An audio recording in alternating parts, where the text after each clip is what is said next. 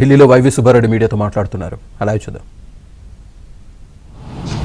CBI ఆధారంలో సిట్ను appoint చేయడం జరిగింది. Appoint చేసినప్పుడు కూడా వాళ్ళు క్లియర్గా చెప్పడం జరిగింది. స్వామివారి ప్రసాదాలకు సంబంధించింది, కలియుగ ప్రత్యక్ష దైవ వెంకటేశ్వర స్వామి ప్రసాదానికి సంబంధించిన విషయం కాబట్టి, భక్తుల మనోభావాలు దెబ్బతినే పరిస్థితి ఉంటుంది కాబట్టి ఈ విషయాలు ఎంక్వైరీ పూర్తయ్యేంత వరకు మాట్లాడకుండా ఉంటే మంచిది. మరీ ముఖ్యంగా ముఖ్యమంత్రి చంద్రబాబు నాయుడు గారు కాన్స్టిట్యూషనల్ అథారిటీగా ఉండి ఈ విధంగా కామెంట్ చేయటం కూడా మంచిది కాదు అని కూడా కామెంట్ చేయటం జరిగింది. అప్పుడు సుప్రీంకోర్టు అపాయింట్ చేసిన సిట్కి వాళ్ళు ఇచ్చిన ఇన్స్ట్రక్షన్స్ 2024లో తెలుగుదేశం పార్టీ కూటమి ప్రభుత్వం అధికారంలోకి వచ్చినాక ఏదైతే 4 ట్యాంకర్స్లో నెయ్యి సప్లై చేశారో ఆ సప్లై చేసిన 4 ట్యాంకర్లు శాంపిల్స్ NDDB కాల్ఫ్ ల్యాబొరేటరీకి పంపించడం జరిగింది. అందులో ఆ రిపోర్ట్లో చెప్పినట్టుగా ఈ నెయ్యిలో జంతు కొవ్వు ఉందా లేదా, జంతు కొవ్వు ఉంటే ఆ నెయ్యిని ప్రసాదాలు తయారు చేయటంలో వాడారా లేదా అని సమగ్రంగా దర్యాప్తు చేయమని చెప్పడం జరిగింది. ఇది ఎప్పుడు జరిగింది? 2024 కూటమి ప్రభుత్వం అధికారంలోకి వచ్చినాక సప్లై చేసిన ట్యాంకర్లో కల్తీ వచ్చింది. ఆ కల్తీ జరిగిన రిపోర్టు ప్రకారం ఆ రోజు చంద్రబాబు నాయుడు గారు మాట్లాడారు కాబట్టి మనం కోర్టును ఆశ్రయించాలి. సరే, గత 2-3 రోజుల నుంచి సిబిఐ సిట్ ఎంక్వైరీ కంప్లీట్ అయిపోయింది.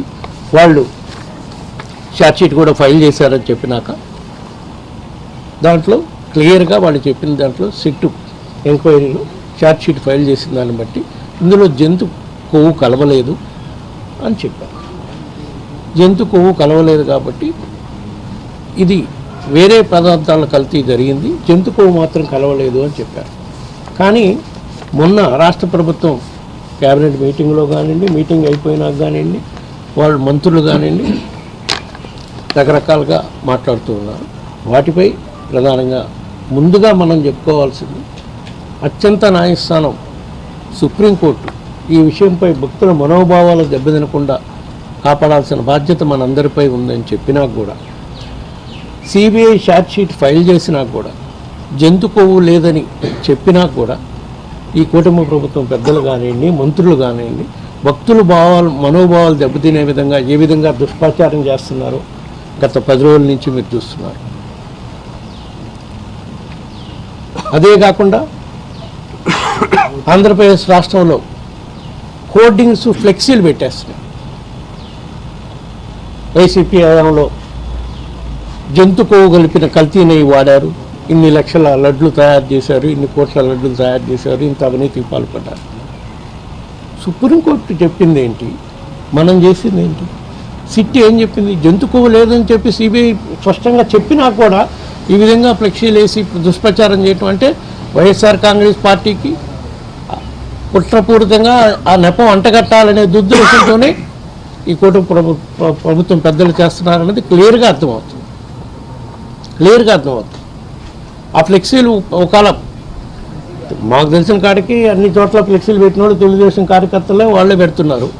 బట్ వాళ్ళు పెట్టలేదు అనుకోండి, పోలీసులు తీర్చాల్సిన బాధ్యత ప్రభుత్వంపై లేదా? ఎందుకంటే సిట్టించి రిపోర్ట్ ప్రకారం జంతు కొవ్వలేదని చెప్పారు కదా. సో ఇవన్నీ ఇట్లా ఉంటే అది జరగకుండా ఈ వారం రోజుల నుంచి క్యాబినెట్ మీటింగ్ అయిన దగ్గర నుంచి దుష్ప్రచారం చేయటం, నన్ను, బోర్డు సభ్యుల్ని, మా పార్టీని, మా పార్టీ అధ్యక్షుడు జగన్మోహన్ రెడ్డి గారిని మళ్ళా మా మీద దుష్ప్రచారం చేసే కార్యక్రమం చేస్తున్నారు. ఇప్పుడు కూడా నిన్న జరిగిన క్యాబినెట్ మీటింగ్ తర్వాత మంత్రులు మాట్లాడతారు. వాళ్ళు మాట్లాడిన కొన్ని ప్రధాన అంశాలకు నేను చెప్తాను. 2024లో చంద్రబాబు నాయుడు గారు ఆ విధంగా మాట్లాడటానికి కారణం NDDB కాల్ఫ్ రిపోర్ట్ ఇచ్చింది. ఆ రిపోర్ట్లో క్లియర్గా జంతు కొవ్వు కానీ ఫిష్ ఆయిల్ కానీ ఉందని చెప్పారు అని చెప్తున్నారు. ఇదే NDDB రిపోర్ట్ వాళ్ళు చెప్పారు.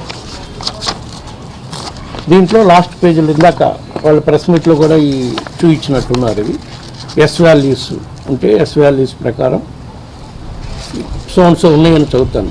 Yes value equation for it suspected suspected allergens as per ISO 17678.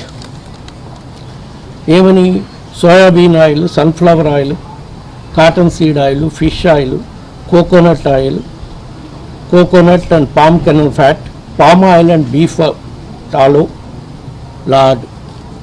Suspected as per ISO standard. Suspected అంటే ఉన్నాయా లేదా అనుమానాలు ఉన్నాయి, ఉండే అవకాశాలు ఉన్నాయి అని మాత్రం